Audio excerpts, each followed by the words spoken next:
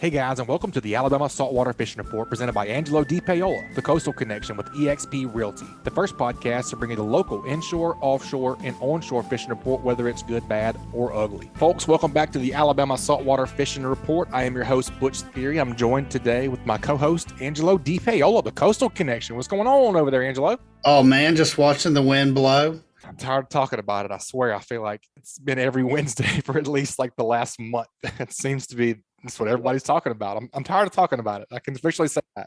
Yeah, between the wind blowing and like there's just bait everywhere. So, and like the handful of reports you do get trickling in. I know we got Shawn Clemons coming on here in a little bit, and I was talking to a friend of mine that's buddies with some guy over in Destin's, mashed a big bluefin, caught a bunch of blue marlin.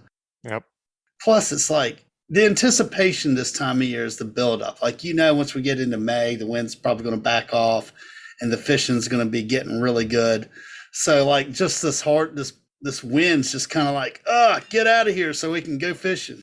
Yep. I feel like we can't get away from it, but you're right, man. It should be slacking off here pretty soon. I was talking to Joe earlier. We're planning some trips this weekend. And, man, we're just like, there's got to be a window. I know that Shawn got out and got to get a good window. It typically does not, you get a front end, it blows a little bit on the back side of it. But golly, it has been persistent. Oh yeah. Been persistent. Well, man, like we said, we got Shawn Clemons coming on. He's got a great offshore report. We'll talk to Captain Bobby, get the inshore report over here to see what's going on. Man, I know that real estate is just nuts right now. It seems like you almost have to have an inside tip, whenever you get a good property or anything like that. You guys have anything hot over there right now? Man, I tell you, we're carrying, 12, 13 really nice listings, everything from land to condos and beach houses. But the one thing that I have right now that, like, just for people that listen to this show, we've got both sides of a duplex on Marina Road, on the canal, on a really wide part of the canal, kind of in the turning basin. And what's pretty unique about this piece of property, each side comes with with two boat slips, one that can handle a 50 to 65 foot sport fishing boat, 50 amp shore power right there out your back door, and then a covered slip that can handle about a 27 foot center console. So both sides have that, and both sides have a detached 2-car garage for storing your golf cart, all your fishing tackle, your car if you want to, ice makers, refrigerators, freezers. It's 4 bedrooms, 4 bathrooms. We're asking 2.6 for the full thing, or you can buy one side for 1.35. I know there's some room in those numbers to play around. I don't know. It's perfect house for 2 guys that are like been looking, that want to go in on something. Great for your family. Got a nice gunite pool. It's just a really good property. And like you said, the inside tip. I've got people calling me right now because we have a handful of stuff that we can't market because it's pocket listings. But man, it's some nice properties, couple houses, all with boat slips, condo with a boat slip. If you go out there looking and you can't find what you're looking for, give me a call. There's a good chance that I may know somebody who has it, just because A, I have a lot of relationships with other good realtors, and B, I just have a lot of relationships with a lot of people that own that kind of stuff. Yeah, so sure. Market's hot. If you're looking, give me a call. Love to help you out. I went over Marina Road. Sounds like an awesome fish camp set up. Like you're saying, a couple of buddies with some boats that want to get out and do some serious fishing. That sounds awesome. Oh, dude. I mean, it's primo. Right down the street from Orange Beach Marina. Fishers, the canal empties out into Orange Beach Marina. So you just grab fuel, ice, beer. Ready to roll. Ready to go. All right, man. Well, if folks want to get up with you and check that out, what's the best way to get in contact with you? Man, go to our website, thecoastalconnection.com. You can Google me. If you Google Angelo DePaola, The Coastal Connection, it'll take you to our website. Hit us up on Facebook, Instagram. Probably find us on YouTube and all the Twitter. I think the girls here that handle all the marketing, they've got that thing dialed. They're everywhere. Yeah, that's right. They're everywhere. Find them. And you just reach out to me. I even give you I'm feeling good today. I give you my personal cell phone. They hate when I do this.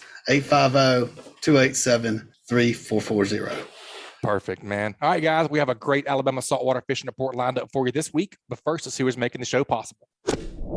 This week's Alabama Saltwater Fishing Report is brought to you by Sportsman's Marine. Sportsman's Marine has an extensive tackle selection of anything that local anglers need for saltwater and freshwater fishing, as well as boating accessories. They have the largest selection of the slick lure in Mobile and Baldwin County. They have AFTCO, Pelagic, and Saltwater Fanatics apparel along with other local brands. Go check out their Edgewater, Wellcraft, and Vexus lines of boats. They offer engine services with 5-star Yamaha and Mercury mechanics. And also brought to you by Yactics.com. Yactics Kayak Rentals and Guide Service, providing unique and engaging experiences for anyone on the Alabama Gulf Coast and surrounding areas. Their kayaks come fully equipped with everything you need, including fish finders, nets, stakeout poles, fish grips, pliers, fishing poles, and bait and tackle. They offer a wide range of services to fit any weekend agenda.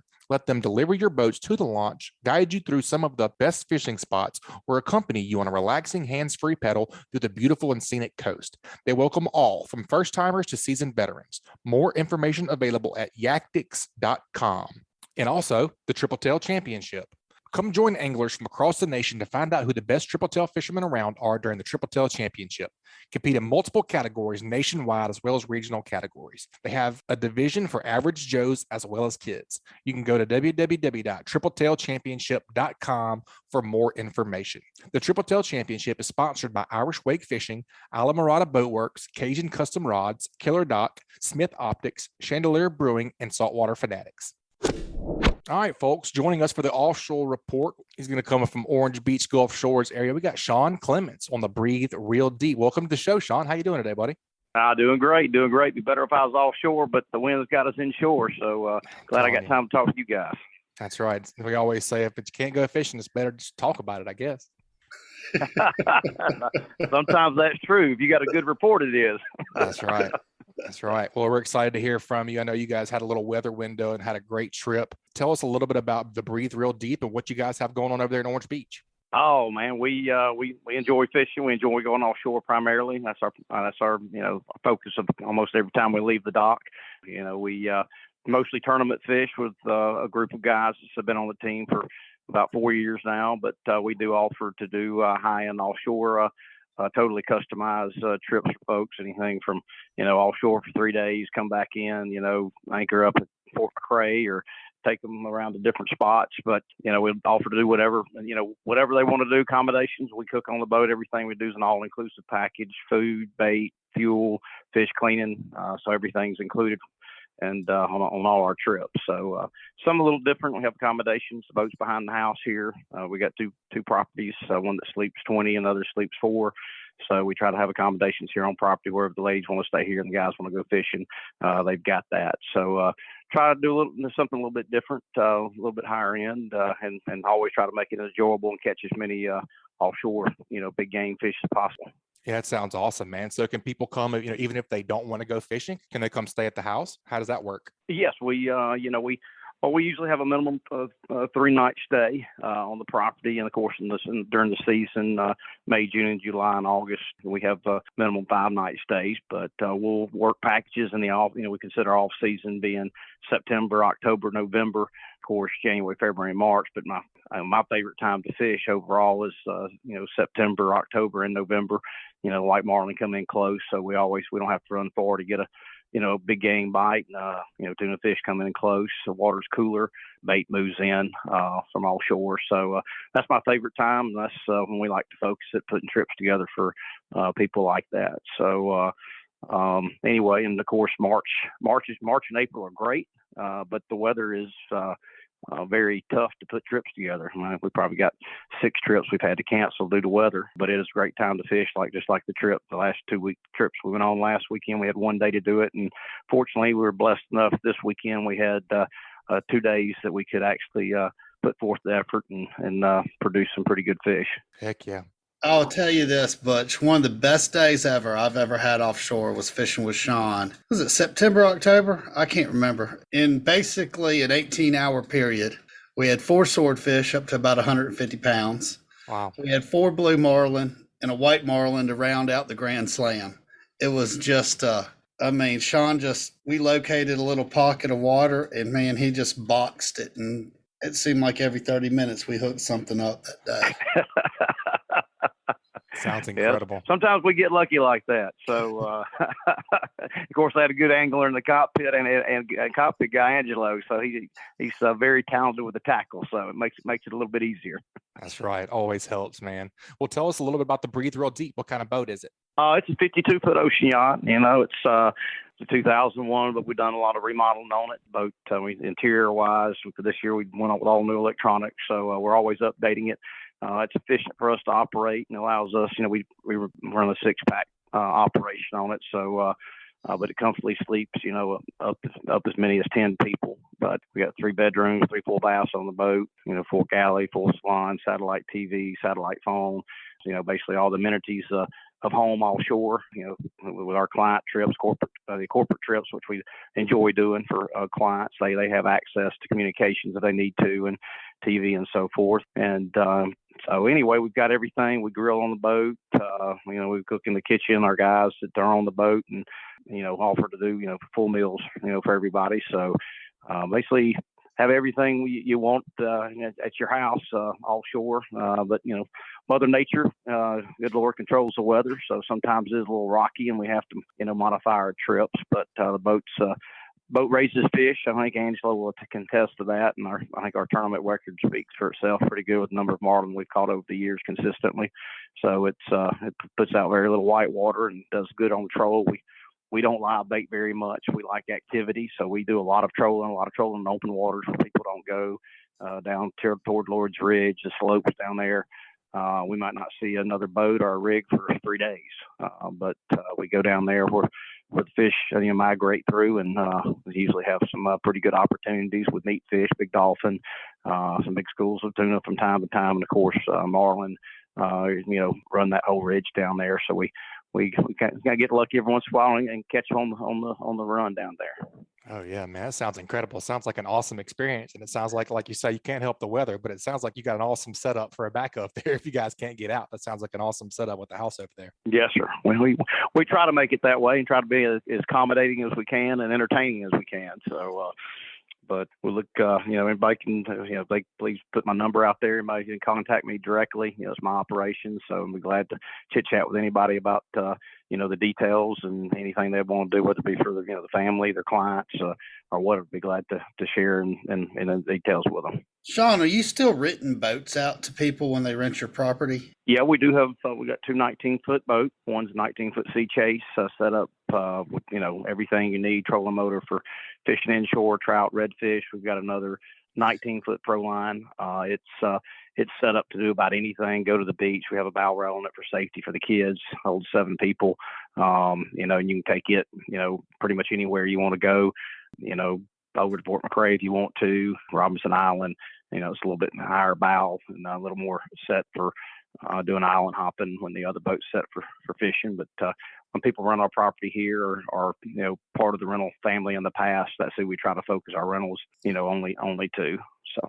Very cool, man. Well, I'm looking forward to getting into this offshore report. So let's dive right into it. Tell us a little bit about, kind of where you guys were heading out, what you were looking for whenever you saw that window, and why you went where you went. Well, we a lot of us, guys, charters, I've been doing it a long time with my past charter boat, the Shady Lady. So we've got some good contacts and friends. So we do get fortunate, blessed enough to get some reports, and we got a report and we knew from the 1 day window before the tuna had been down there around Appomattox, Blind Faith, all that Thunderhawk, the Thunder Zone, whatever you want to call it down there. But right. we had a good trip the week before. I think we produced some decent yellowfin, biggest about 110, and released a white marlin in open water on the way back. And so I figured everything would be down there. Staff on the Sea Spray was down there and kind of gave me a heads up. Things were looking, still pretty solid. So we got a late start, had some people arrive late. So it kind of put us off of my initial fishing plan of going and, hitting some, another rip in close I've been looking at on some satellite reports. So we ran straight that evening, got down there Appomattox, and it's a little rough, but dolphins were in porpoises were in full force down there, so we had to contend with them trying to make bait. But we made bait. We got plenty of black fins and started a chunk line. And as soon as we did that, we started bringing up some really nice fish. good yellowfins. Had one we caught, one of the deckhands was down there jigging for bait. He actually jigged up one, I think, weighed a little over 160. Wow. Which total surprise. Like surprise to me. He says, "Hey, next thing I know, his rod broke. Lighter tight rod." So that was Chase, and he's probably the luckiest guy you can ask him back in the cockpit. You just never know what's going to happen with him on the boat. And Trey, the other deckhand, went into full gear, and it's like, we were all surprised when we saw the fish, and we ended up making a good gaff on the fish and got the fish in the boat, and one broke rod, so nobody got hurt, and got a nice fish in the boat. And along with that one evening, we basically caught as many yellowfin as we really needed. So it was a good start. To an evening there about 5 o'clock in the morning. We pretty much were done with it. So like to go ahead and get out there and knock it out. I like that strategy. Well, the next day we just went. I wanted to check some things out. Being it was Easter weekend, there's very few boats out there like us chasing tails. I think 2 boats out of Destin, but we went in search looking for something different. Went down there, hit Thunder Horse, Devil's Tower, all through that way. Really to find nothing that was anywhere close to as good as what we had up north of us there. So we did catch a nice wahoo. We caught a dolphin, caught some other smaller yellowfin coming up through Houdat and all down through there. Not much activity though. So that night one of our guys owns a high-end steak restaurant, bought some really nice fillets. So we had a big dinner that evening, just kind of everything was slick calm, 1 foot or less. So we eased on back to the north and got back up there on around Blind Faith there, and bite wasn't that great. I think we caught a couple smaller fish, and then we went on up to back to Appomattox up there, and we just I noticed the water temperature went from basically when we were up there the day before was 75.5 to 76 to when we got back up there it was 79.5 to 80. And as the day went on, it got up to about 81 degrees, which is the warmest I've seen in the Gulf this year, and probably one of the earliest over 80 degrees I've seen. So I knew something was going on, and the water was getting prettier. I could tell. I could see more current in the water, and sure enough, I started looking out front, and there was acres of tuna busting in every direction, the varying size tuna. So we ended up we trolled for some, didn't have a lot of success right then. We went ahead and we did some live baiting. Porpoises were pretty bad on the live baits, chewing them up pretty consistently. And then we resorted to trying to do a daytime chunk setup. Couldn't get them to bite, couldn't get them to commit. Went back to a troll, and we were fortunate enough to they all came up. I think there were some bluefin tuna mixed with the bunch we saw, which knew they had been some down there, had heard reports of them. As we trolled through them, we picked up 2 decent yellowfin instead of a bluefin. Anyway, we got those to the boat, and by that time we decided we probably start trolling for trying to get us a marlin. So we changed our bait spread, more lures, more lure oriented than any ballyhoo or natural bait. And in that process, we ended up, we hooked had a sailfish on, jumped it off. Then we ended up 5 minutes later, hooked a white marlin, jumped it off, unfortunately. And just one of those things that happen no matter how hard you try to keep them on. And that point I had to make a decision. We need to either work our way north or do something else. We made the decision to go north. I kind of got some satellite reports being by the rigs. You can get updates, in your phone and all. So I found something that looked interesting with that warm water that was moving in and hitting another body of cold water. Got on it, found what we were looking for, got some decent dolphin, no tournament weighing dolphin, but, decent eaters. And probably about 30 minutes into that, we ended up having a blue come up and hit our, I believe it was, right, left, one of our big plastic lures, and ended up connected solid with it, put on one heck of a show. Wished we could have got it on video, because it was one of the most impressive shows of a blue marlin, and got out of the boat, got a good release, and at that point we trolled on back toward the house. I think we caught one more dolphin, had one mystery bite, but ended up for good Easter weekend. Phew, I'd say so, man. I'm all fired up over here. That sounds incredible. Shawn was giving me that report yesterday, and I was like, man, got to get that one. Yeah, man, that's incredible. Whenever you're trolling from marlin with those big plugs, what's your ideal setup? How many do you run on that boat, Shawn? We usually run as a 7-line spread. Is what we try to run. It all depends on wind. Sure. Wind has a lot to do with what you can pull, speed. If I'm trying to make my way to another area I'm looking at, so that has something to do with both for the type lure we can pull.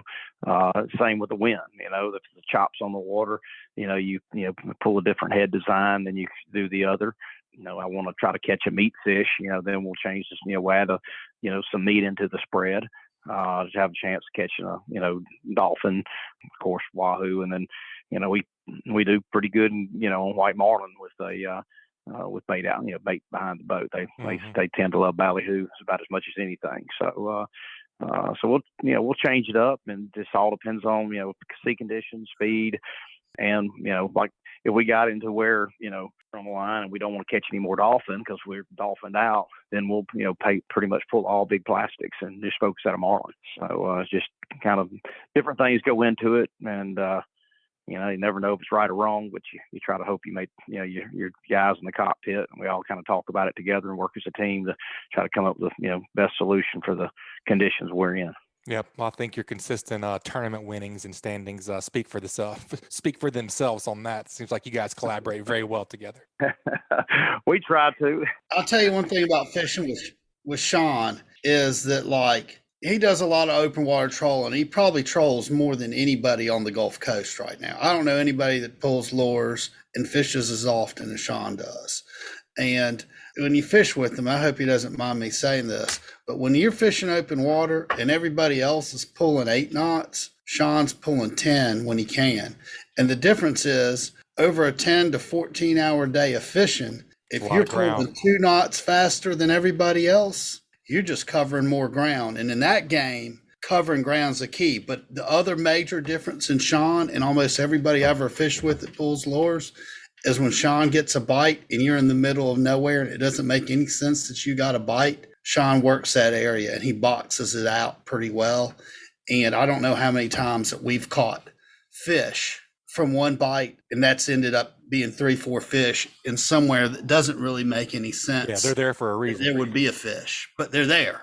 And it's, it's a combination of watching your screen. You may see a really small bait ball mark. It may be a little current eddy that's got, a little temp break in it. There's a lot of factors. When I grew up doing this with my dad 35 years ago, starting out on the wasting away boats that we tournament fished in, there were no oil rigs out here. There was nothing. There was, I think there was Old Yellow and Black Beauty, and there was no floating rigs, no nothing. So you had no option but to learn how to fish, the ledges, the current breaks.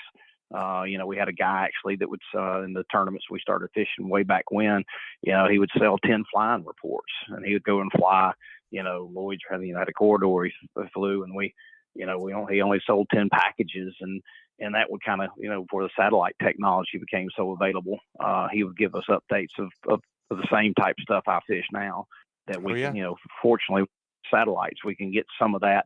And if you learn how to read the reports, and there's new, services out there that even give you updates, while you're out there in open water, you've got to learn how to read it and study it. And it's taken me, a couple of years to learn some of the stuff. But technology is key. We don't have a sonar. We don't do, have 15 tuna tubes. So, and it's not my forte. We can live bait. We caught several fish live baiting last year, but I live bait, when we see the opportunity exist. I know a fish is there. I'm just not going to sit out there and watch paint dry on an oil rig and, for 2 days and, burn up out in the hot sun. That's just not exciting to me. So we have to, we try to do a few different things to give us a little bit of an advantage.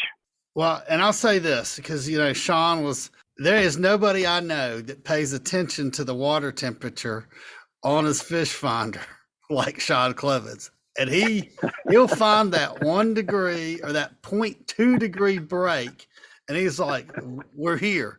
and it doesn't seem like there's an indication, but he's constantly looking. And if you're listening to this, you don't need these big temperature breaks. And I think Bobby Abruscato says this a lot when we talk the inshore report. A 1 foot ledge makes a big difference in 3 foot of water. Yep. And the same thing holds true with temperature in the Gulf of Mexico.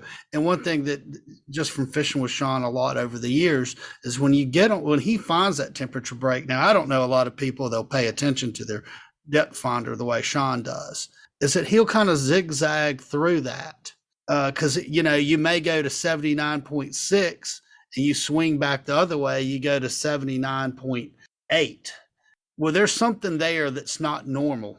Right. It's changing that temperature. Line of delineation, and there's fish there. And if you put the time in, you'll catch some of them. Yeah, that's true. Very cool. And then you've got to watch the water. Sometimes you'll see it. I'll see it. I'm fortunate enough, got good eyes. I'll see it. Fishing down the Bahamas, and I've fished Venezuela and Ecuador, and those guys down there, they call it nervous water. Mm-hmm. But a lot of time that's associated with especially up here, current, and current's the thing you really look for. It brings all kinds of different opportunities, it seems like. So. Man, that's an awesome report, and that's a bunch of great tips in there, man. I really can appreciate your trolling background, because that's where I came up too. I came up, working the outriggers on the Lady Ann when I was 10 years old. We never did any live baiting or anything, so I can appreciate that. I've done my share of grass pulling and outrigger pulling as well, and I do enjoy trolling. I've actually never caught a blue on live bait. I've never done it at all, so I can definitely appreciate that. Man, you're spot on all that stuff. I really appreciate the report today. Hey, no problem. Glad I could share the information. I want everybody, I love taking kids out there. We even love taking the ladies out there. They don't get to go out there that often for various reasons, but, I love taking, first timers out there and giving them the opportunity to see the cool stuff that especially out in the Gulf, we're blessed and fortunate enough to have the opportunity to go out there, about any time we want and have a decent trip. Yep, definitely. What makes you keep coming back, man? If folks want to get up with you and check out the house and or book a trip, what's the best way to get in contact with you, Shawn? Really and truly, we got seaworthyrentals.com. I'm currently working on a whole new website right now with another company. But everybody can contact me or send me a text on my cell phone at 205-903-4947. Again, 205-903-4947. I try to get back to every text by the end of the day and reply back to the details of a fishing trip or dates and so forth, both with the rental properties and of course offshore. Trying to coordinate with some offshore fishing, or even it's just inshore booze cruise. We do that a lot with groups here. Just it may be too rough, so we have to change the trip and take on the Pirates Cove, Robinson Island, Fort McRae, Blue Angels. So we do a lot of that, but we try to do that. We avoid, trying to have to bottom fish like we joked about earlier. So yeah. We can do it. I used to own the Shady Lady charter boat and another 6-pack boat at Zeke. So I used to buy a whole, trailer load of chicken coops and take them out and have them dumped and all that stuff. So I've got all the spots in the world, but I'd rather be offshore, and that's where we have, the most success and the most fun. Yep, that's my jam too, man. Well, like I said, we really appreciate the report, and good luck this tournament season, man. I'm sure we'll see plenty of from you guys, and y'all be safe out there.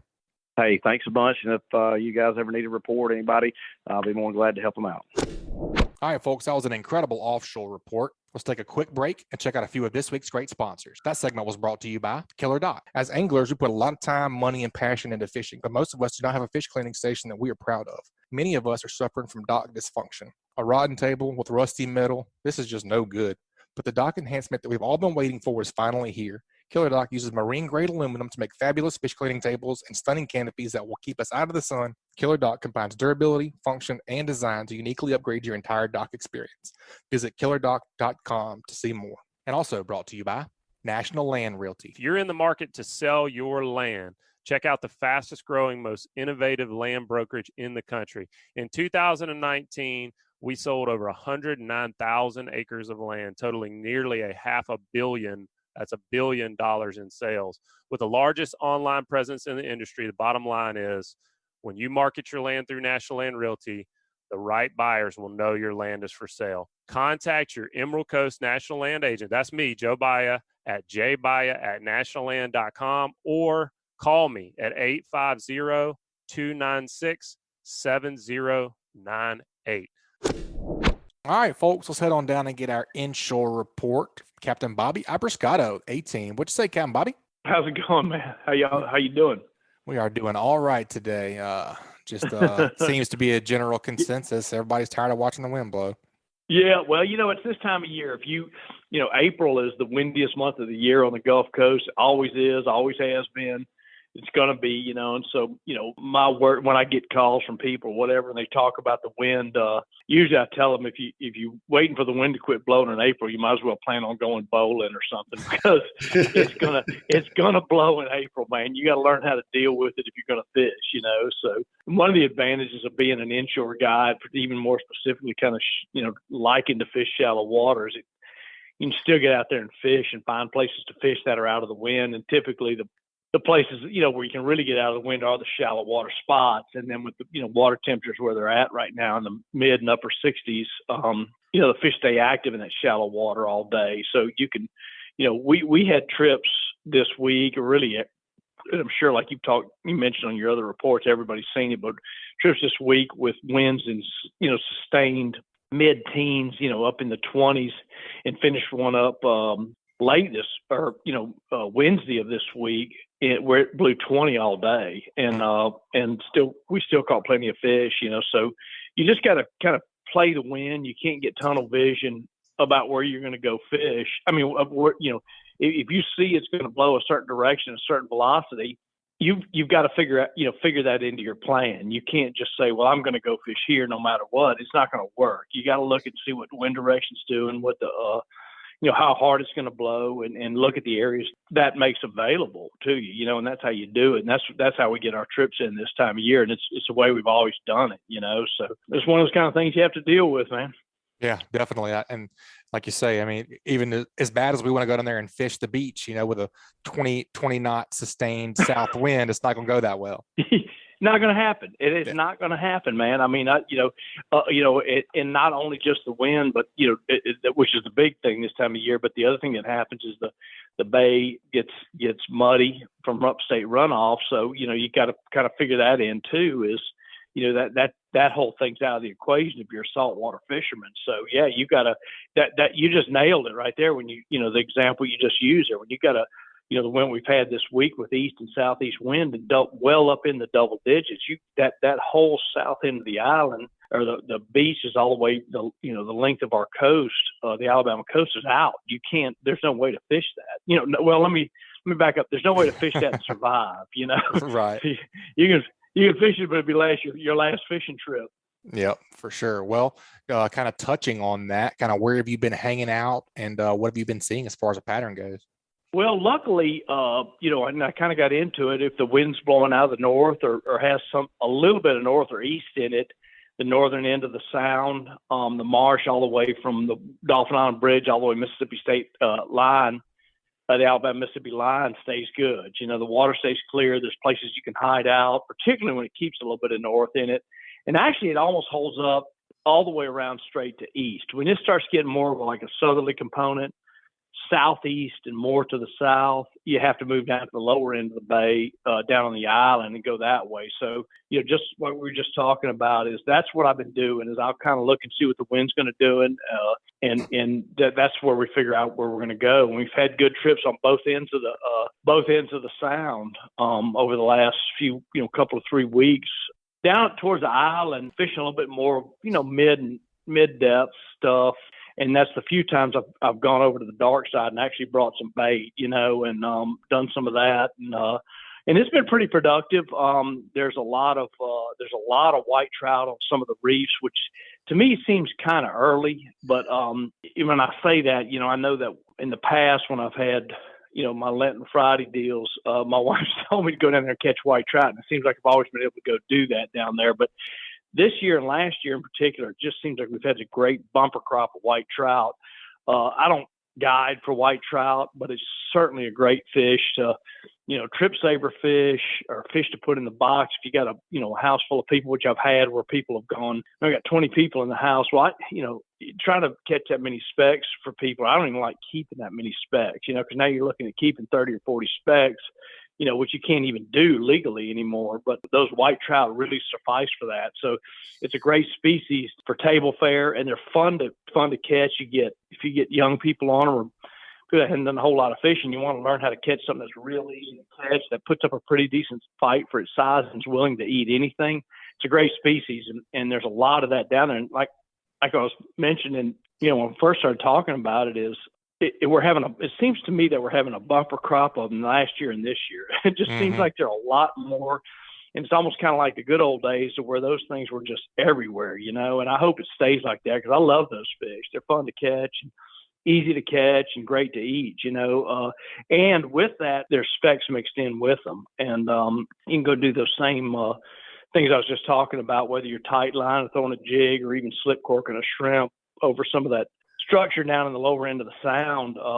It just really seems like it's been good. And then as far as like the northern end, fishing over shell and grass with popping corks with both live. I haven't really used a lot of live shrimp. I've tried it a few times on the north end next to using voodoos and that sort of thing. And it just, you seem to be able to maybe keep a school bite going a little bit longer with shrimp, but the size of the fish doesn't get any better. You might come up a little bit better quantity wise because you can stay on the school a little bit longer, but you end up, feeding them 30 and 40 and 50 cent live shrimp. So, Right. We're still staying with the voodoo for the most part. So, matter of fact, I think, as we're recording right now, I think I have live shrimp in my live well in my boat that I've had for 3 days. So, because we try them and it just doesn't do us any much better. So I just keep them alive, and keep them in there and, have them when I need them. But fortunately haven't had to really use a whole bunch of them just yet.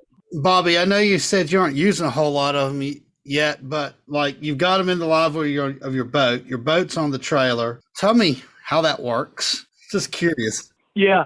Well, first thing in my Skeeter, I have a big live well. A lot of the bay boats now have big live wells. When I say big, I'm talking about 30 or, for an offshore guy, this is probably, guys will probably laugh when we call this big, but, we have 30 or 40 gallon live wells of these boats. They're really truly catch and release wells for keeping, redfish and that sort of thing alive if you have to in a tournament. But I use mine for a bait well, and they're insulated. And so that helps keep the water cool. And that's number one, if you're going to try and keep bait alive or fish for that matter, is keeping that water cool. And so I keep it real, work on keeping it cool just by throwing ice bottles in there, frozen bottles of water in there. And then I run a bubbler system on mine. I just got two 12-volt air pumps in there with they're split off 4 air stones rather than run the recirc pump. That recirc pump does 2 things. Neither one of them's good for shrimp. It heats the water. Every time that water cycles over that pump, it adds heat to it. So you kind of get a snowballing effect. It gets hot, then it runs through the pump, it gets hotter and hotter and hotter, and that water gets hot, and the oxygen gas is off, and that's what kills the shrimp. And the other thing that the recirc pumps do is they're real traumatic. They're spraying on those shrimp, and it's really hard on them. So I use a bubbler system that has the stones that I put in mine. It looks like Alka-Seltzer in there. You know what I'm saying? It's real fine bubbles that come through there, and the bubbles are easy on the shrimp, but they also oxygenate the water better than a recirc, and they're a lot gentler on the shrimp. And then the most important thing is that actually the air going through the rather than heating the water actually continues to cool it. So there's a lot of things that go on that keep that water cool, and that's what keeps keeps shrimp alive. We hadn't, it's a whole nother subject. It works with finfish like croakers, but croakers like some current too. So you have to have a little bit of circulation in there. So I run and when I'm running croakers, I'll run my recirc pump, but I put it on a timer, and it kicks on for a minute every 3 minutes just to keep that water spinning around. But in the meantime, I'm still running that bubbler and keeping that water cool. But as far as shrimp goes, I don't even run the recirc pump, and that water will stay really, really super cool for days, and literally days. And the shrimp, you can keep them alive for quite a while using that. 2 or 3 days is about as much as I try to do it, but I have done it longer than that. Bobby, let me ask you this. So you get the shrimp from the bait store, you got them in a bucket, you pour the shrimp into your live well with the bait water from the bait store. You're not putting any outside water from the bay or the river or the sound into your bait well, are you? I don't unless I know for sure that it's good and salty. And so what I'll do is, like, if the bait shop will give me enough water to just totally, fill up to get the level to where I want it, I use their water because the shrimp have been living in it, and you don't change the salinity or the temperature or anything like that if they'll let you do that. If you're transporting shrimp in your car or your truck, obviously you can't haul a bunch of water. So what I do in that case is make sure that where I'm filling my live well, I got good salinity in the water, and I'll still have either ice bags or frozen water bottles or something to cool that water off. But the main thing is you don't want to fill your live well up with a bunch of fresh water and then throw those shrimp in there because they're going to die real quick. So it's a great question. So you kind of have to pay attention to what kind of salinity you're in before you start filling your live well up. So short answer to your question is no, I don't, until I know that I got the right salinity. Definitely makes sense. Angelo, you may have been co-hosting with me, and I unfortunately forget who told us about this, but in their live well, they talked about putting like little foam sponges or rags for those shrimp to hold on to. Was that you? It was me, but I don't know whether we were with who that was that we were talking to. Was it Patrick? May have been Patrick. You ever take any weights, any of that, Captain Bobby? I haven't. It's kind of interesting. I hadn't done it. But if that's who it was, I'm going to find out about it because, like we talked a little bit before we started recording, and everybody's aware of this because it's really been happening here in the last few years is, not only has bait gotten ridiculously expensive, but it's gotten hard to get. Mm-hmm. And so if there's anything I can do to help keep that bait live longer, I'm going to do it. So I've never done that before, but if it works, I'm definitely willing to try it. Yeah. But you're not running your bait well pumping fresh water into shrimp or croakers, never, are you? No, never. I never do that.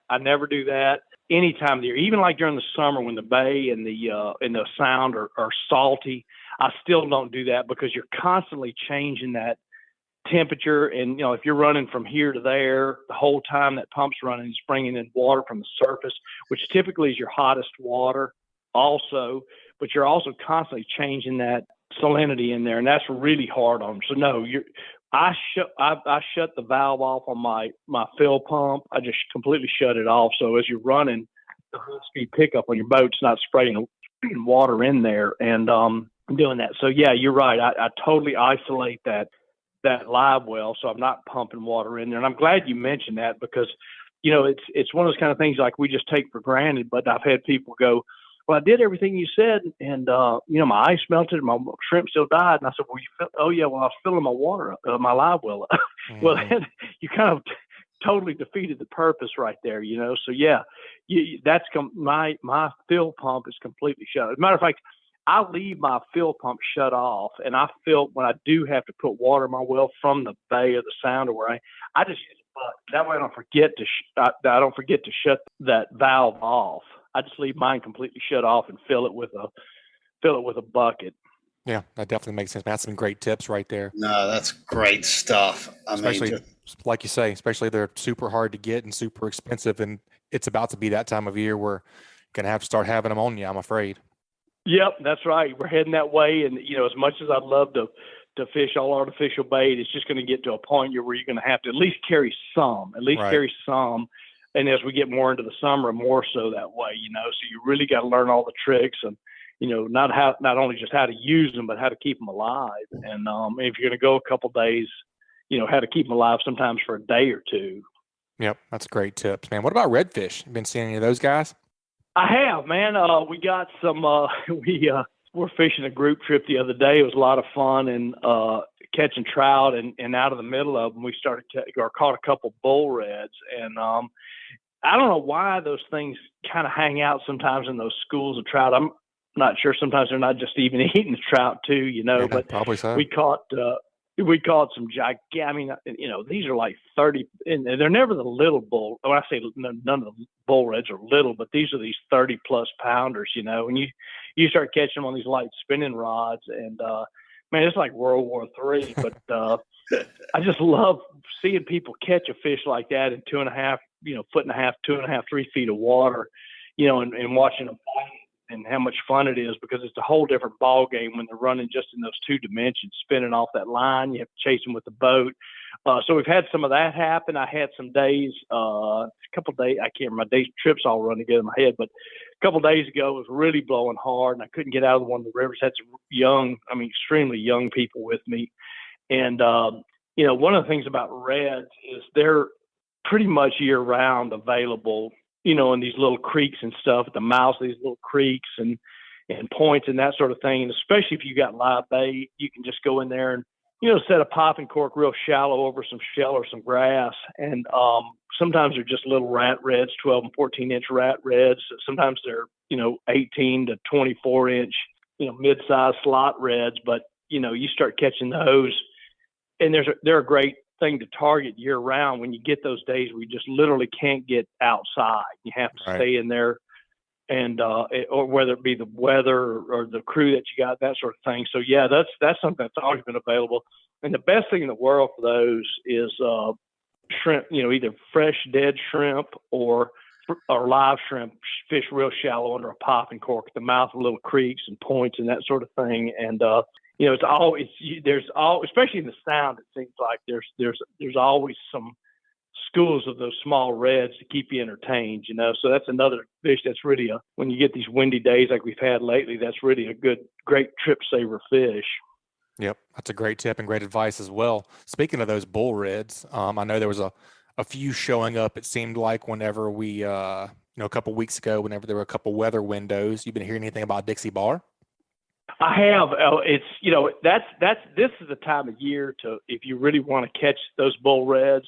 To me, the spring and the fall are the best. Spring is great. The only downside to Dixie Bar, going back to what we originally were talking about, is if you want to find a place in this world that's rough, go to Dixie Bar during the spring. Yeah. You know what I'm saying? Oh, Dude, yeah. I'm talking about stuff that is scary rough, and you get like a southeast wind and a hard falling tide like we're having on this full moon, like when the tide changes. You want to see rough. Dude, I think that's where they filmed like the opening of Hawaii 5-0. You know what I'm saying? It looks like a washing machine out there. Oh, dude, y'all have been across. Oh, yeah. So, but if you can get out there, especially where you got particularly moving water, there's no such thing. You guys both fish enough to know there's no such thing as a guarantee, but that's not too far away from it if you can get out there and survive it. During the spring, those things they're pretty reliable out there, So yeah, if you can get out there and do it at the beginning or end, maybe one of your sheephead trips or something like that, it's a great way to do it during the spring out there. The nice thing about fishing for them this time of year, the catfish and other trash fish hadn't really moved in. You can fish dead bait over there without it getting eaten up by all the junk. But I'll tell you, you're right about it being rough. You get in the wrong spot in the wrong boat, Not you can good. kiss that goodbye. Yep. Oh it can yes, be sir. super sketchy. I'm telling you, man. I've had some situations, you guys have too, out there to where, that's just the natural stuff. You get the stuff out there sometimes where there's a ship going through the ship channel and you're out there and not paying attention. One of those ship waves comes across that bark and gets kind of scary too, But yeah, if you can get out there and like you were just talking about, Angelo, this time of year, the great part about it is it's clean. You get out there and you're not dealing with, catfish and sharks and, and bluefish and that sort of thing out there. It's a fairly clean bite. If you get bit out there now, it's usually going to be a redfish. Yep, definitely. Well, man, that's a great report. That's packed full of tips, man. We really appreciate you sharing your knowledge with our listeners, like always. If folks want to get up with you and book a trip, what's the best way to get in contact with you? A-Team Fishing, like the old Mr. T show, ateamfishing.com is our website. And just in the last month or two, I guess they've redone our contact us tab to where even a guy that's totally inept with a phone or a computer like me can do it. You can go straight to it. It's so easy right now. I can even do it, there's a contact us tab. You can actually push one little button, it dials us, or go straight to our email, whichever way you choose, and you can get in touch with us. I'm just so tickled that's so easy to do that. You can get it there. Yeah, so it's A-Team Fishing, all one word, ateamfishing.com.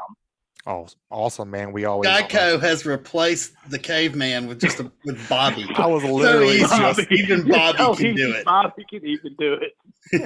I was definitely thinking that about the Geico caveman whenever he said that. That's right. So easy, I can even do it. Yeah, that's you're fantastic. Right. That might stick. That might stick with the Marshall and Mississippi Sound. There you go. I love it, man. Oh man. Well, thanks as always, Captain Bobby, and be safe out there, man. We look forward to hearing from you next time. All right, sounds good, guys. Thanks for having me on. Well, that was another awesome report, and it was brought to you by CCA Alabama. CCA Alabama. 30 special tagged redfish will be released inside Alabama coastal waters before the tournament starts on the Saturday of Memorial Day weekend and ends on Labor Day Monday for 101 days of angling. If CCA does not have a grand prize winner during the tournament, the grand prize will convert into a raffle for all registered anglers. Registration is only $75 and $40 for current CCA members. Sign up now at joincca.org/star tournament. Also brought to you by Alabama Marine Resources. The Alabama Marine Resources Division reminds all recreational anglers who harvest gray triggerfish, greater amberjack, or red snapper that their catch must be reported through Snapper Check. This includes vessels, kayaks, and shore anglers who possess any of these reef fish. Reporting is mandatory and must be done prior to landing fish in Alabama, regardless of where the fish were caught. Anglers can report to Snapper Check online at outdooralabama.com or through the official Outdoor AL app. For more information about Snapper Check or any of the fishing seasons, please visit outdooralabama.com. And also, L&M Marine. L&M Marine has something for everyone from small hunting boats, pontoon boats, to bigger bay boats and offshore hybrids. L&M Marine LLC prides itself on its customer service and knows how important it is to have someone you can trust and to be taken care of. They are locally owned and regularly support the community. L&M Marine provides superior customer service and has an entire team that consists of professional sales members, finance experts, service technicians, and a knowledgeable parts and accessory staff to support you.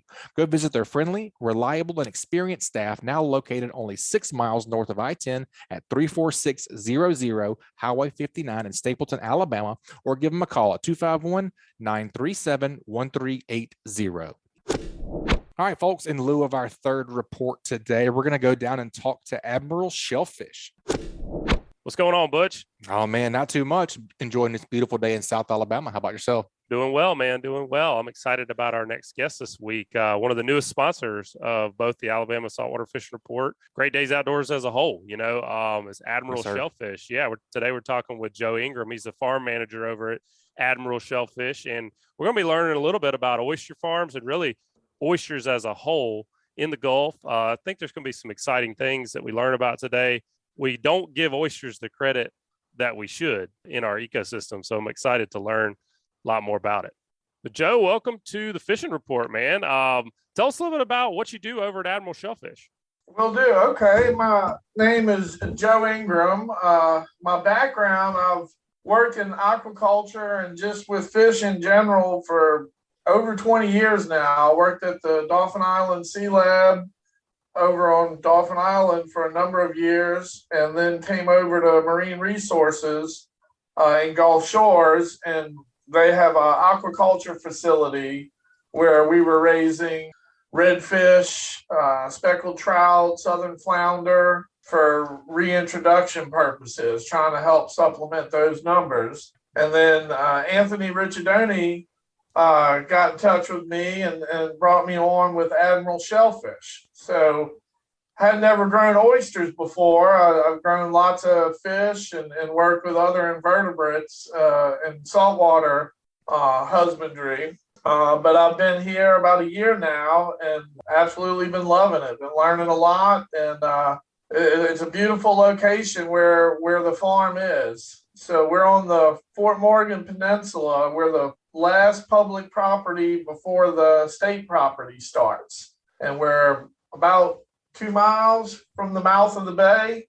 So in terms of growing oysters, it's the ideal location.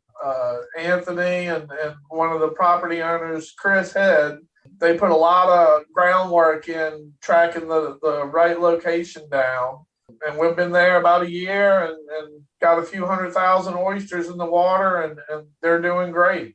That's very cool, man. I'm looking forward to a little bit later in the show. We're going to talk about why it is such a good location, some of the things that you guys were looking for when you selected it. But before we get there, why are oyster farms even needed in the area? I can remember as a kid going over the Dolphin Island Bridge, going to school and seeing those guys out tonging oysters in the morning. And, why are oysters declining? Right. So, unfortunately, we're to blame.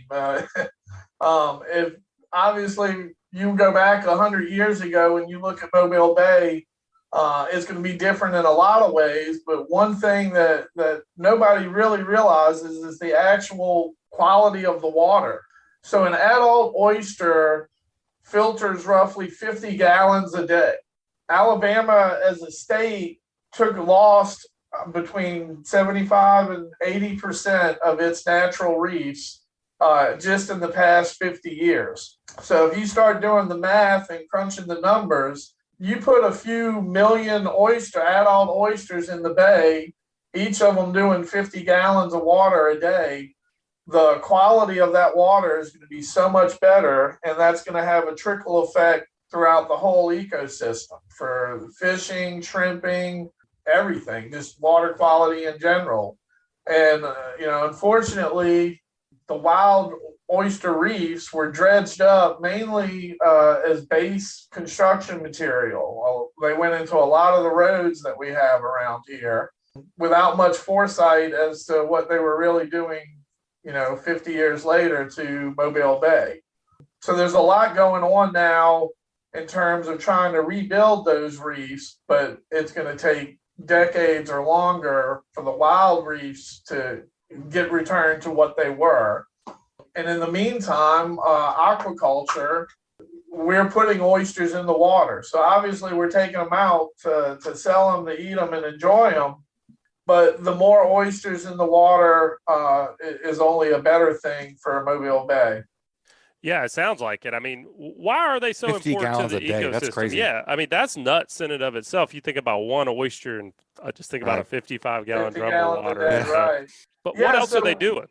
So what oysters they're a filter feeder. So they're constantly pulling water in and sorting out what they want to eat, which is mainly phytoplankton and some zooplankton.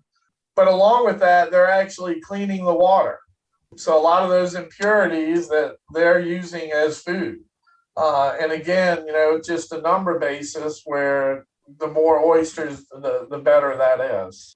What about fishing? How do oysters really play into the fishing ecosystem besides, cleaning that water? Right. So oyster reefs, or in our case, an oyster farm, is going to serve any structure, all the anglers out there, structure attracts fish. So once you get the bottom of the food chain in any location, everything that eats that is going to go all the way up to the top predators for the area. So historically with the wild reefs, you had a hard substrate of the actual oyster shells form the reefs. And so everything from juveniles, larval stages of animals that would go in there for shelter and to eat on smaller stuff, of course, that attracts the predators up the line to the target species that anglers are looking for. As well as, there's plenty of fish and animals that oysters serve as a food for. So, these big bull drums, skate, sheep's head, they'll eat the younger oysters as well as, crabs and shrimp, shellfish that are using them as a substrate, A forage? habitat. Thank you. Yeah, okay. Yeah, habitat. Yeah, so, I mean, tell me those coordinates again for that shellfish That's right. farm. Some great topwater action on those dudes. For sure. Believe me, at the farm, I see it. The anglers know about it. Gill netters are out on either side of us. They got to swing out, go around the farm. But there's just in the year that I've been out there, being out there 3 or 4 days a week, there's some fish action going on.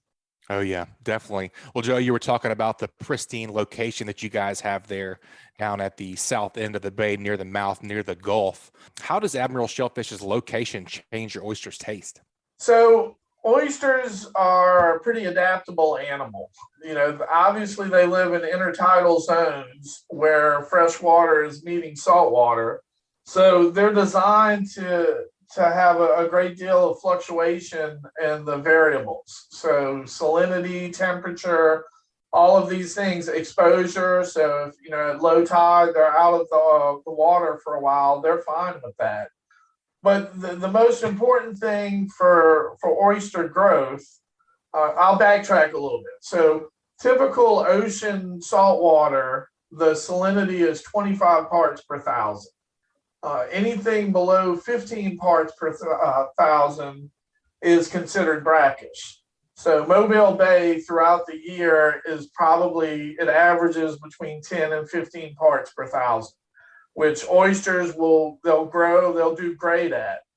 The higher the salinity, the better the quality of the oysters, the better the taste. So if you've ever eaten raw oysters and you get that briny flavor, like you taste the sea, the salt, and then maybe other times you've tried one and it's that brine, that salt really isn't there. It's kind of bland. Well, that might have just been an oyster that was harvested at a lower salinity, but it really does affect the taste and the flavor profile. Other thing about our location, so higher salinity equals a better tasting oyster, but it also equals more food for that oyster. So a lot of the phytoplankton that they're eating, it does better at a higher salinity. So they're ingesting that salt water, they're getting more food. I guess the one drawback to the higher salinity is there's usually more predators at the higher salinity. But with us growing them in cages and growing them off the bottom, so they float right at the surface, we really, knock on wood, haven't had predator issues. They're well protected in the bags and the cages that we grow them in. Yeah, it's really cool. So, I mean, you guys are really adding to the water quality in Mobile Bay. You're improving it, but at the same time, you're producing a tasty oyster. That's pretty cool. What's the big plan? I mean, so you mentioned you got about 200,000 oysters right now. Are y'all growing that? Is it something that you could see expanding not only with Admiral Shellfish, but I mean, do you kind of envision oyster farms dotting the landscape like wild oysters used to in the future? I would love to see that. And our personal plans with Admiral Shellfish is we did almost $250,000 this past year in the water. We're going to repeat that, if not a little bit more, this next year. But within 5 years, we definitely want to have 1 million shells in the water. And there's room in this whole industry. So there's really only about a dozen commercial oyster farms in the state. I think there's a little bit over 20 commercially licensed farmers, but some of those are just people doing it off their pier, more for personal consumption. As far as the industry as a whole, there's definitely room. So if more people want to invest and want to start an oyster farm, do your research and be prepared to do a lot of work. But we welcome you with open arms. The more oysters in the water, the better. Whether they're getting back out on permanent wild reefs or aquaculture, it's only good for everybody. So, Man, think about how many gallons of water are being filtered by 1 million oysters. Yeah, right. That's a lot. Yeah. Can you do that math? 1 million times 1 million times 50? 50 is like what, 500 billion or something? Right. I think that's exactly it over the year. Yeah. Yeah, I think so too. Billion. You get it. You're getting better, man. You're getting better. Yeah, thank you. I've been working on it. Well, Joe, you're talking about that, where that location is, making those oysters so salty and briny right there near the Gulf, getting that fresh flush of water. What else creates the flavor profile in an oyster? Yeah, you mentioned the phytoplankton. And you also mentioned that sometimes that it could be the time of harvest. I got to ask you this too, in addition to what Butch asked, is there anything to the months with an R thing, or is that kind of out the window now? So the whole don't eat oysters that end in a month, or where the month ends with R. A lot of people for the longest time thought that was strictly to do with refrigeration. So, 50, 100 years ago, oysters getting harvested in the summer months, and then they don't immediately get brought to 50 degrees or lower. And so a lot of people thought that was the reason. Well, really what it is oysters naturally, like any animal, they have a spawning season. And so from late spring through the summer, which happens to be the months that don't end in R, that's when they're naturally spawning. And so for those months, their body, they're gearing all their energy towards spawning, not for maximum growth and tastiness, making themselves, their body's energy is geared towards reproducing. It's like eating a buck in the rut. Like, it's not when you want to, it's really not when you want to kill a deer. You want to kill they it got early other in the things on season. their mind. Yeah, but I digress. Right. So with us, we grow they're called triploid oysters. So there's diploid oysters, which are the wild oysters, and they are naturally reproducing. And so in those months, their energy is geared towards that facet of life instead of just growth. With triploid oysters, ours don't reproduce, never will reproduce. So at no time of the year do they gear their energy more towards spawning and reproduction. They're just growing life, getting fat as fast as possible, like we want them to. Very cool stuff. Focusing Very their cool energy stuff. on growing instead of spawning, that definitely makes sense. I don't know if I've ever heard that before. That's very cool information. Yeah. All right, Joe. So I lived up in Virginia Beach for about 5 years. And everybody always talks about the blue points being so perfect, and some of the Chincoteague and what were some of the other ones? The salts, Virginia salts, I think was one of the big ones. I was always advocating for Gulf oysters. I've been eating farm raised oysters for a long time down here, and I just don't think people up there even understand. Do you guys see a comparison or even a stigma, Northeast versus Gulf oysters? Yeah, there's definitely been a bias or a prejudice going back a long time for Gulf of Mexico oysters in general. And that's a shame because we have a beautiful, product. And not just the flavor profile, but like I said, a beautiful product, the shape of the shell. So for a boutique oyster, what restaurants want and what chefs are looking for is an oyster that's 2.5 to 3 inches in size. Obviously, these mud oysters, they can get as big as your hand, but are you going to want to try and slurp down a raw oyster that's, 4 inches across? No. So 2.5 to 3 inches in size, but then more importantly, the shape. So when you shuck that oysters naturally want to grow like a clam. It's a bivalve where you have two equal shells, and that's how they naturally want to grow. But what we do, we actually shape the shell of the oyster. So we want one side that's shaped like a bowl or a cup, and then the other half of the shell, we want it to be flat, just like a tabletop. So that's easy to shuck off. And then the oyster left in the shell, you don't lose any of that the liquid that's in there with the oyster. And so the wave action helps, but as an oyster grows, if you've ever shucked them yourself, the edge of that shell can get really sharp, razor sharp. And that shows that's the growth or the lip of the oyster. And so by constantly breaking or chipping that lip in the first 5 or 6 months of growth, that designs the oyster to grow like you want, where you have the cup shape and then the flat top to shuck and throw that part away. Very cool. There's a lot that goes into oysters. I mean, people think about this a lot. A lot more technology than you think, for sure. Obviously, chefs are thinking about it a lot. I just always figured, hey, grab them. Put them on the plate. That's interesting to learn that you guys are actually out there daily, making a difference in how these oysters grow to make them more marketable and make them taste better, even from the way that cup is designed to help you hold in some of that salinity and that liquor that adds to that flavor. That's very neat. How can we get some of these things, man? I'm ready to eat some oysters now. Go get me a draft beer and chow down. How do we get some Admiral Shellfish oysters? Retail sales, we can go through Bon Secours Fisheries in Bon Secours or Ahi Seafood in Fairhope. And y'all can call ahead and reserve as many as you want, and we'll get them to you there for retail sales. And then a bunch of local restaurants, Jesse's in Magnolia Springs, Voyagers down in Orange Beach, and a bunch of others that you'll find us at. And if you go to one of your favorite local restaurants and you ask for us and we're not on the menu, go ahead and ask for us. We'll get them there. You know, the more people looking for them, the better for us. And trust me, you're going to enjoy them. So, but retail through Bon Secours Fisheries or Ahi Seafood, and then ask for us at the local restaurants. Awesome. Great point. Good idea.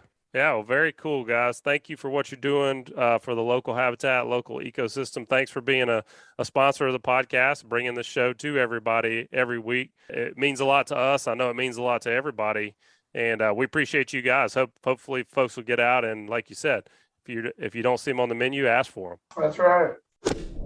Man, Joe, I know we joke a lot, and I'm not very good at math, but man, can you imagine 50 million gallons and growing 50 million gallons of extra clean water?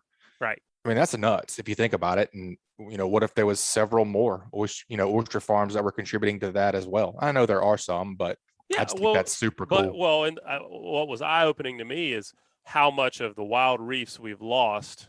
And so when you think about how much of the wild reefs we've lost, we've got a lot to really make up for. Shows you how much opportunity there is for a lot to more make up for. oysters. And I mean, it's gonna come from demand. You know, it's not gonna come because somebody says, I just really want to have an oyster reef. It's gonna come from people going in to the marketplace and saying, I want Gulf oysters. Making a conscious effort. I want an Admiral Shellfish oyster because I know it's gonna have that briny flavor or that deep cup and all those things they talk about. But, you know, the more demand there is, the more farms are going to start to show up. And the Admiral Shellfish is going to go from 200,000 oysters to 1 million oysters. And now you're talking about some significant water quality improvements. Yeah. It's cool. It's cool to see how it's all tied in with, at the end of the day, we want to catch more fish. Yep. This is part of improving. This is helping that for sure.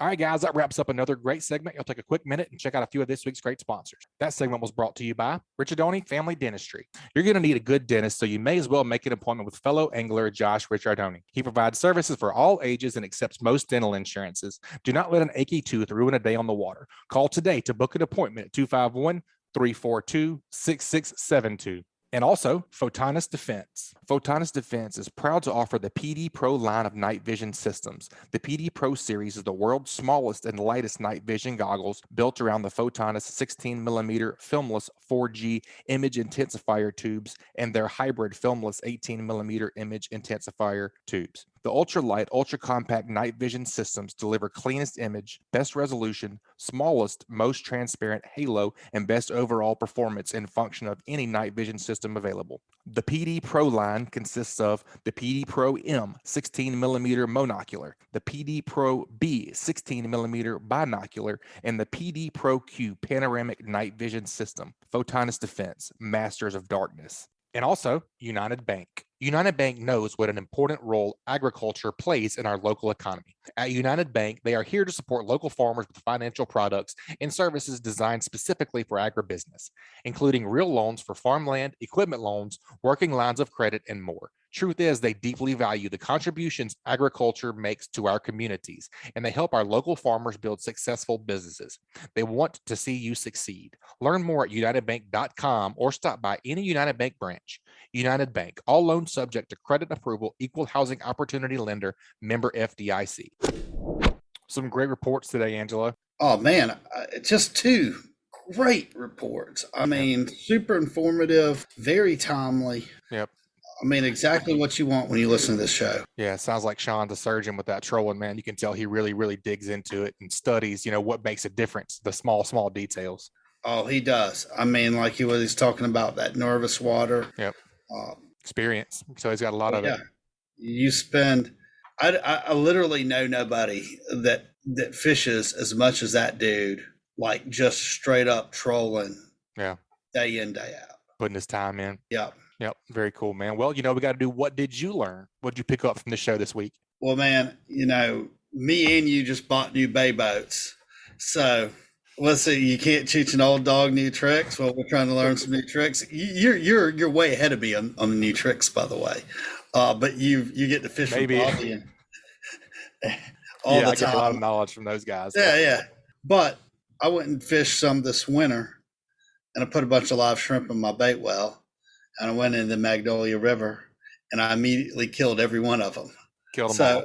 I mean, like this had been in my head, in the fact that Bobby started talking about his live bait and all. I was like, all right, I'm gonna make sure I ask him about the live bait. So, just shut off.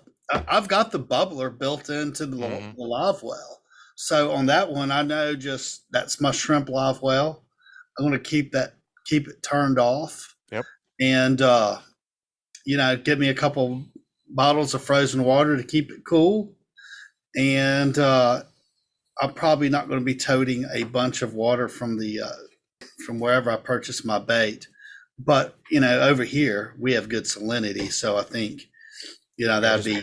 Make sure you're in a good spot and not up in a river system or something like that.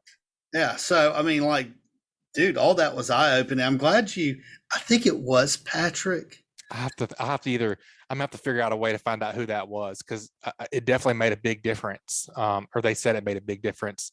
I don't remember who it was. I feel terrible. I usually have a pretty good memory. We'll figure it out. I'll let you know. We'll revisit. I don't think it was Richard. Show. I've never seen that in Richard's live well. I have not either. No, I don't me think neither. so. I'm pretty sure it was Patrick. But that was money for me. Great info. Yep. Very good info. Yeah, I really picked up. I enjoyed Shawn's report a lot, man. It sounds like he has a really cool setup over there. First of all, that super fine house on the nice the nice big piece of water. Sounds like you got everything you need right there. It sounds pretty awesome. Dude, he's got ice makers, like you said, bay boats, cruising boats. He's got sport fishing boat. You go over there. What else you're do you gonna need? have a good time. Yeah. You fish right off his dock, catch white trout. Yeah, that's awesome. But I definitely picked up from his report, man, about how sensitive he is and how much he dials in on the water temperatures and the water breaks. And like he was talking about reading the nervous water. Like I said earlier, you can tell the dude really, really has it dialed in, and he really, really enjoys it. He fired me up with his report. Oh yeah. And dude, that water temperature thing's key. I remember one time I had some friends in town from Louisiana, and they were going to go fish, and it was rough, and they couldn't get off to the rigs. And they said, well, where do we fish? And I said, we've got this place here called the Nipple, and it's just a couple of contour lines. I said, you just get over there and you keep an eye on your bottom machine, because there should be a push of warm water over there. I mean, sure enough, they catch a couple blue marlin, and Shawn's the king of that. Yeah. Yep. Very, very cool, man. I definitely enjoyed his report, and hopefully we can get some more from him in the tournament season and in the upcoming months whenever offshore really gets heated up.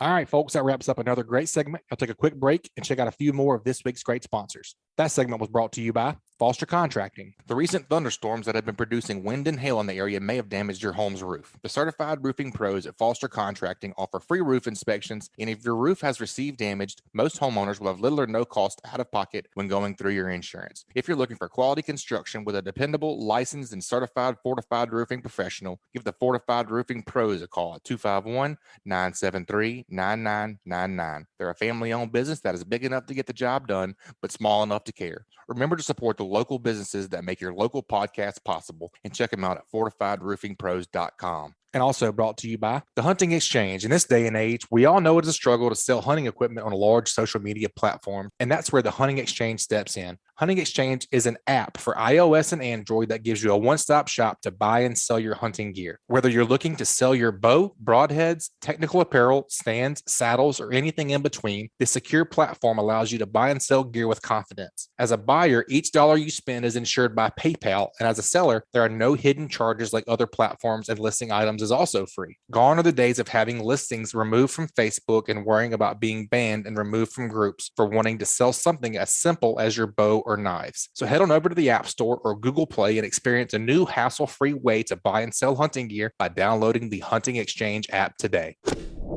Well, Butch, I appreciate being able to co-host again with you. I enjoyed it, man. It was a great show. A lot of good information today. We got some really good tips out of our guys.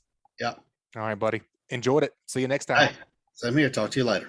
All right. That wraps up another great show, folks. Please subscribe, rate, and review wherever you listen to podcasts. If you'd like us to email you the podcast each week, just text the word fishing to 314-665-1767. Again, just text the word fishing to 314-665-1767. Subscribe to our email list, and we'll send you the new show each week. You guys keep whacking them. We'll talk to y'all next week.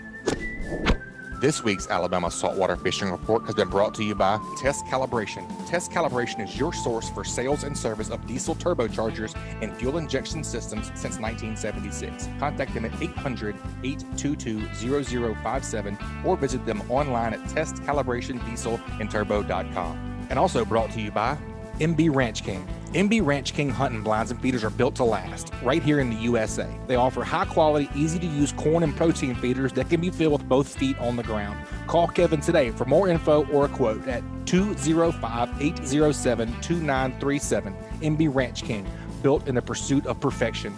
And also brought to you by Fish Bites. Are you tired of stinking baits?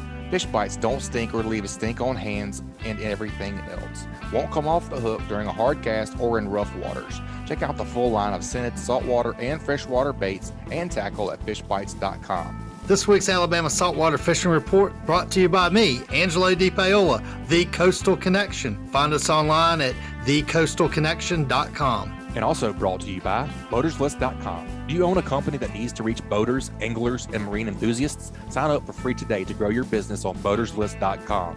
And also brought to you by Bahio Sunglasses. See more, catch more. Experience the clearest lenses on the planet with Bahio Sunglasses. Try on a pair at your local retailer or check out BahioSunglasses.com to see for yourself.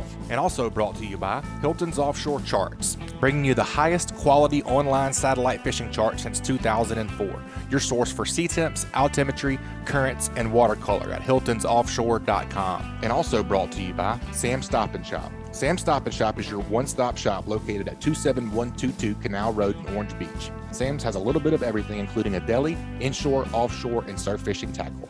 They also have bait, clothing, groceries, name brand sunglasses, and so much more. Stop by and shop or call them at 251-981-4245 today.